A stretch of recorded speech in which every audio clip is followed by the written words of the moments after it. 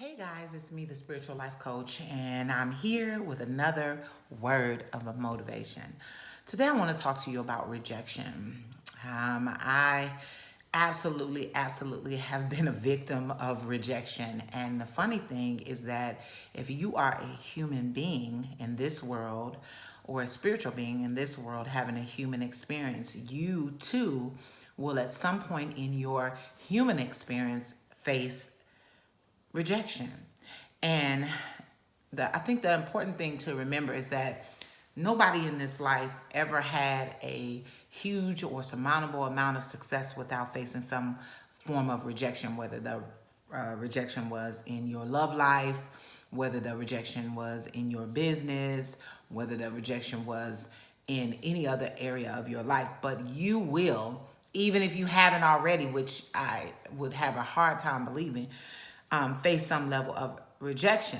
And remember that we will all experience it differently. And it seems to me that rejection seems to be at the root of most sort of psychological conditions that people deal with, most of them, most emotional issues that people deal with. And we don't really think about just how big it is if maybe you were a young child and you were put up for adoption and you didn't understand why your parents did it. And that is the seed of your rejection for the rest of your life. And so the way you deal with relationships is through the lens or the scope of rejection. Or maybe you were rejected by a partner. Maybe you were faithful in your relationship and your partner was not. That was a level of rejection. Maybe you just wanted to be a part of a certain group or have certain friendships, and that too was what caused you a high level of rejection. And I don't know, y'all. I just think that it's so many tentacles to that thing that it becomes so unbearable at times that we really forget when we are moving through this life, right? That there's so many levels to the spirit of rejection that we don't realize that thing sometimes often too, it really becomes the thing that controls us, and it hinders our ability to see things as changeable, and to understand how we can make things better. Because I think that rejection has such a strong influence on us, and how we deal with it is so important to our success. There is a research that was done at Stanford, and they found out that a person's basic beliefs, listen to this, about personality can contribute to whether they recover from or remain mirrored in the pain of rejection. Rejection will hinder you based on how you look at yourself, how you believe in yourself. If you think about yourself in the way that the people are inflicting that spirit of rejection on you, that is what you will become. I remember thinking about my father's suicide, and I used to feel like if I just commit suicide when pain comes, because I was used to that rejection became sort of intertwined in my mechanisms that I had created for myself in order to deal with the pain of things that mirrored rejection. So I used to think that if I commit suicide that I would be free from that stuff. But the truth is that in order to heal a thing, you got to go through it. You can't go around it. You can't step on the side of it. You can't give it to somebody else to deal with it. You yourself have to go through it. And no matter how hard it feels, no matter how painful it is, no matter how much it hurts, no matter how much you feel it is causing damage to other people in your sphere, you have got to go through it. Because that's another thing we do when we feel rejected, is we are so concerned about helping other people heal that are even probably offenders in the fact that why we feel rejected. People that are attacking us or treating us bad, we feel like we have to do whatever it is to help them to feel better, but we discount what we need.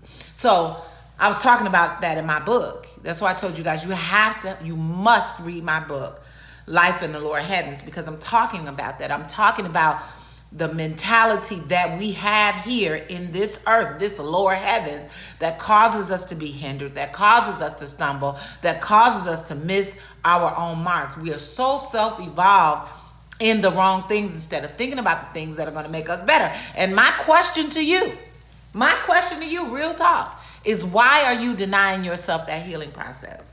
You know, most people don't want to heal because it's painful.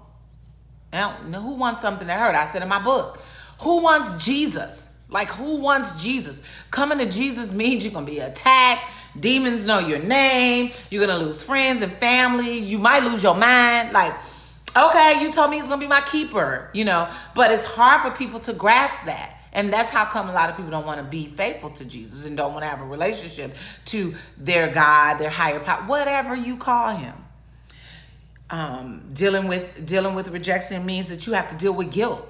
You know, you may have to feel with the guilt of your role that you played in your divorce, your role that you played in giving up your child or beating your child or doing something damaging to your children, talking to them the way that they talk. Because if they're talking to you a certain way, you got to figure out what part of you was miscommunicated to them that made them feel rejection, that you are now experiencing the cycle of abuse. Because abuse is often a cycle. It is repetitive and it repeats from the beginning of the cycle to the end of the cycle until someone decides to be bold enough and brave enough to let it go.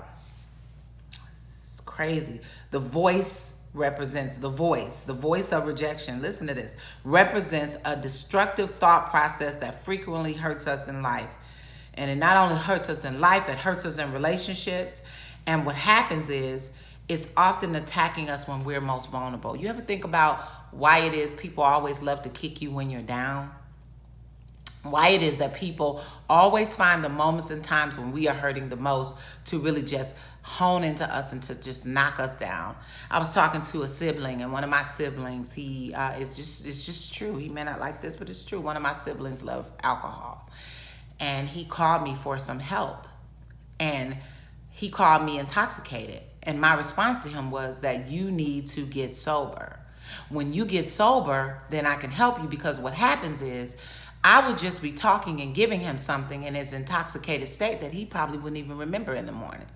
But rather than taking that and listening to that, he got mad and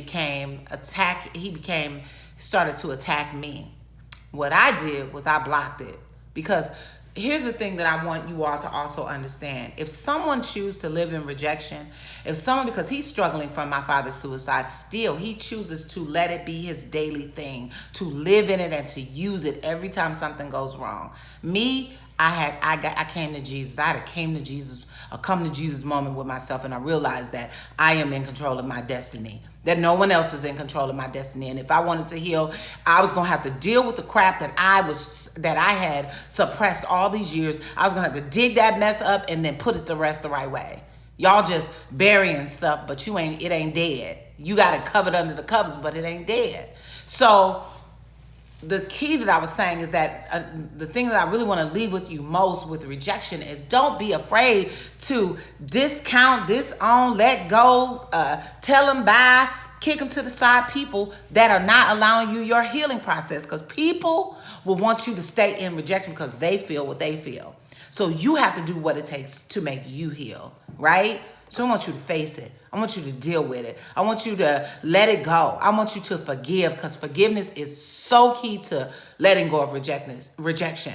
And I want you to have no more broken hearts. Broken hearts can cause chest pain, shortness of breath, irregular heartbeat, cardiac shock, and you can die suddenly from a broken heart. It's called broken heart syndrome. Your heart's been broken too long. I want you to let God in, and I want you to allow him to walk with you through the process of healing.